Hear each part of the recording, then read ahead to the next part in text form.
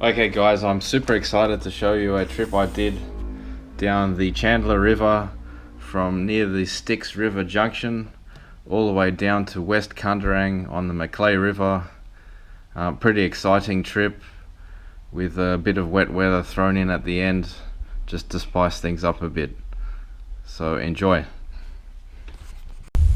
Good morning guys, 26th of December 2020 on a trail to a river somewhere. Quite a change from the hot weather we've been having. It's pretty cold, it's been raining all night, everything's all muddy. Got the camping gear here, and over here the inflatable kayak. Gonna head off into the bush and get down to the river. Just to show you guys how loaded I am, got 12 kilos of airboat on top of me, 15 kilo backpack with all the lightweight camping gear, paddle, fishing rod, pair of spike boots and a compass. So here you can see the effects of last summer's bushfires. All the burnt logs and trunks. Some trees have died, but most of them are still alive. They're sprouting new shoots. So one thing the fires have done is burnt all the undergrowth, and these hill slopes here, hillsides, are very rocky and they're quite loose rocks. It's very hard to see where you're putting your feet. Some of the prehistoric plants and trees that live in this gully rainforest. So the gullies become very steep now, and there's a little bit of a chute here, and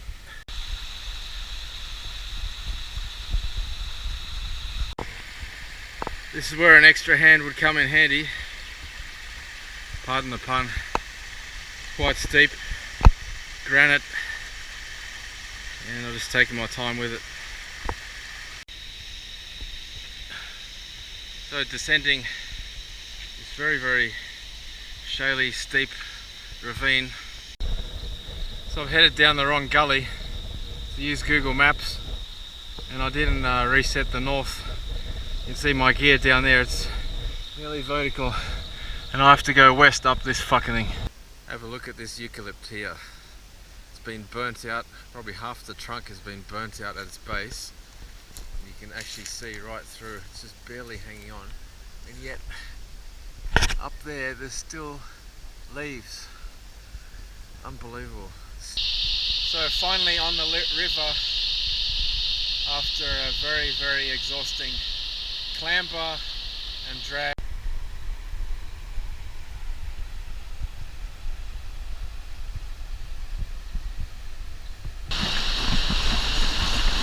Now guys, when you're fishing rivers like these, what you want to do, because they're quite fast flowing, the fish tend to hang in towards the banks. So what I like to do is cast lures under the overhanging trees. So here I'm using a weedless soft plastic lure. You can also fly fish by casting in under the trees using side cast techniques, but you really want to get that lure in as close to the bank as possible to give the fish a time to hit it, because out in that fast flowing water, the fish may be passing through, but they're generally just hanging in tight to the banks, and when something comes past they want to eat, they'll just lash out and go for it. So here I'm using a vibe lure to get a little deeper on that rock wall.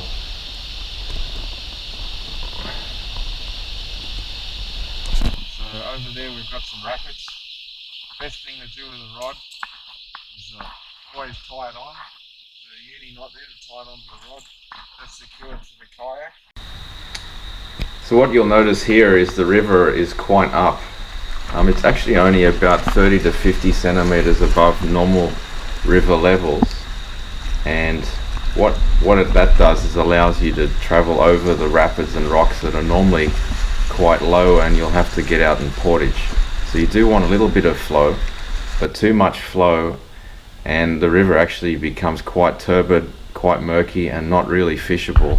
I'm actually on this trip to do some bass fishing, and you don't want to have that water sort of filthy, full of sediment, etc., like you would when it really floods. Now, I did time this trip so the river levels were good. I don't normally go away over Christmas into the bush on my own, but this was an opportune time after not having rainfall in this catchment for quite some time. The unfortunate thing with this trip is that the bass fishing was actually really bad. I did find out later from some of the locals that there were several fish kills following the extensive bushfire activity in the area through summer in 2019 and 2020. So that was very disappointing.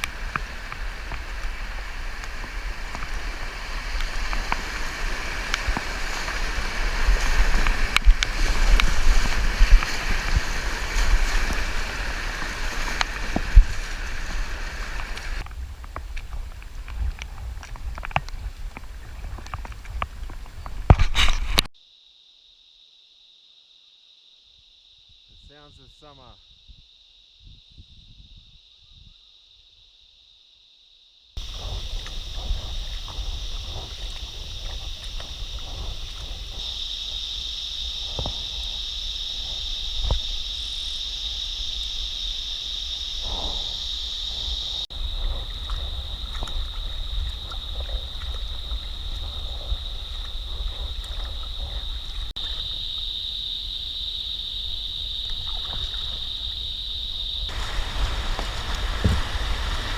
Another very important point to make is when you're paddling down water that's moving that quickly, it's like anything. You need to look at where you want to be, not at what you're going to hit. So if you focus on that log coming at you or that tree coming at you rather than where you should be paddling to, guess what? That's what you're going to hit. So always look where you want to go and where you want to be, and paddle accordingly.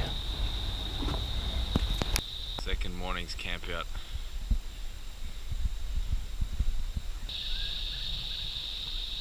Topper I've got here. The fishing was actually that bad that for the first time in many years I actually resorted to using bait. I collected some grasshoppers just to test if the fish were there, and even using bait I had very little bites and actually only managed to catch one bass after drifting several kilometers. Right to the head. Actually still alive. Little piece of solder twisted around through the eye of the swivel. Just drifting along in the kayak. Cast it out. A 4-pound braid, the leader's about 12 pounds. And just let it float down. We'll watch that line. When the fish takes it, it'll actually rip off the spool a lot faster.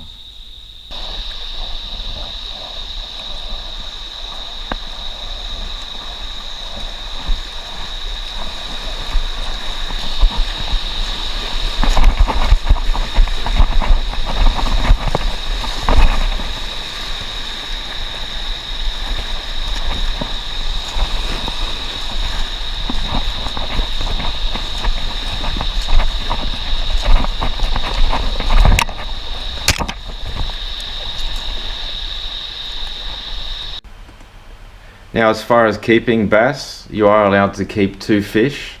I generally only keep the small fish up to about 30 centimeters or so. And look, they are good to eat, and when you're out in the bush, So I've cleaned the bass. it's better than cuppa soups. I'm going to boil it a little soup. What I've got here is some carrots, some garlic, veggies in now. Chuck the fish in. It's actually still a bit too much water, it will boil off, so I'll just leave the lid off. Just pop them in there. Take about 10 minutes on each side. I'm going to add some salt in there. Got some burgle, it's like a coarse couscous, cracked wheat in there as well. Bit of carbs to go with it. The couscous is just boiling now. I've removed the fish, went into bits. Big thing here is you don't want to get sand in your food. It's quite easy to do. And I've collected some of these docks before. This is a weed. It grows in sort of shaded wet areas. It's a garden weed. It grows in the bush as well. I'm just going to turn that on, boil that for 5 minutes. It's quite bitter, so it's a bit of an acquired taste, but you know, you got to be healthy when you're in the bush. Look at that amazing summer weather.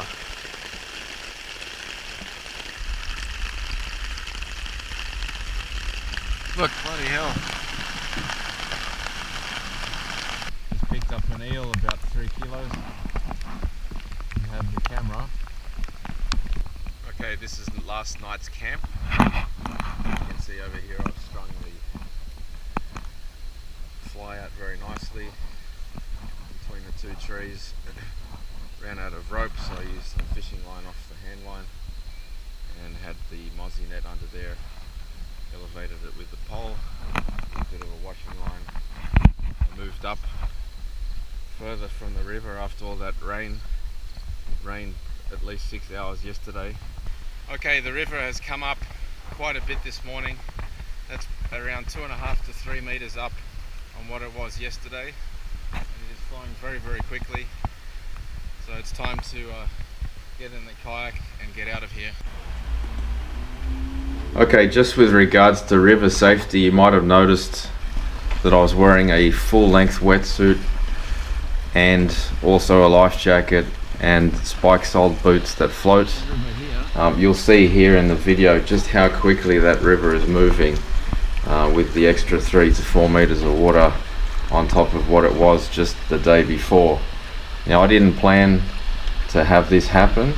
I did check the weather forecasts before that. Obviously this is quite dangerous, and you know, you do have to be extremely careful.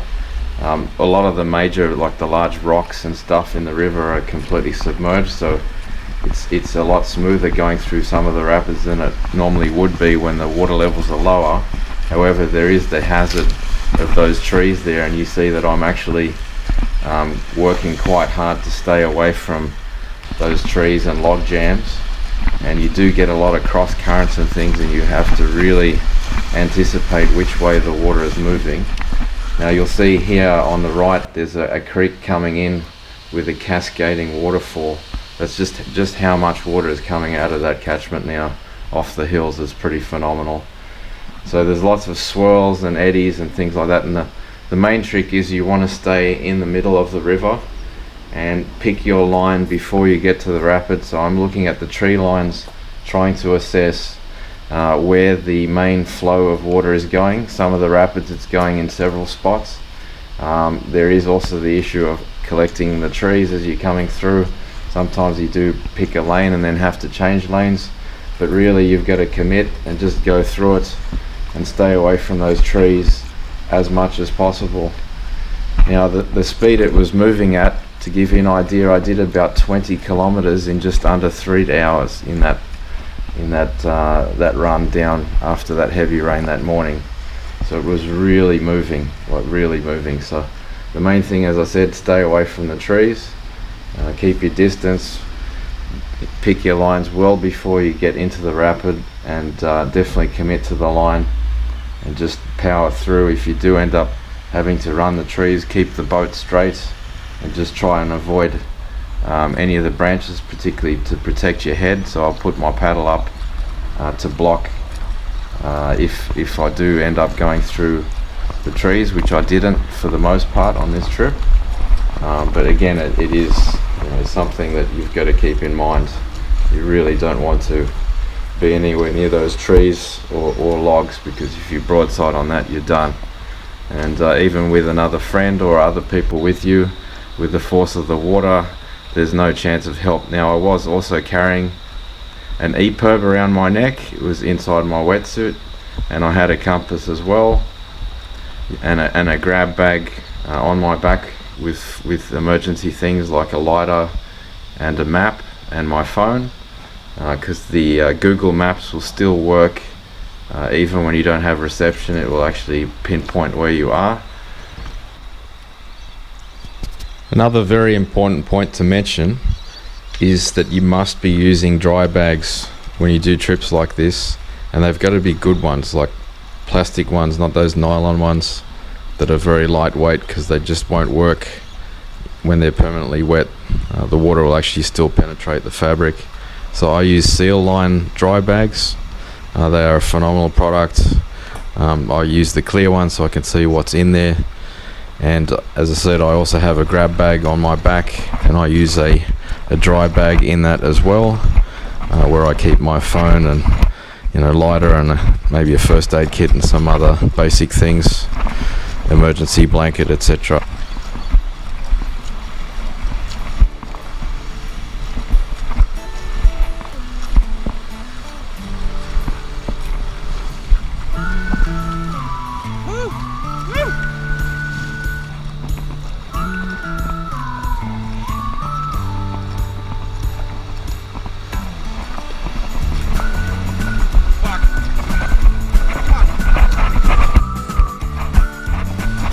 Thanks for watching. Please like, share and subscribe to my channel. And if you found this information helpful, please consider donating to my PayPal. The link's in the description below. Thank you.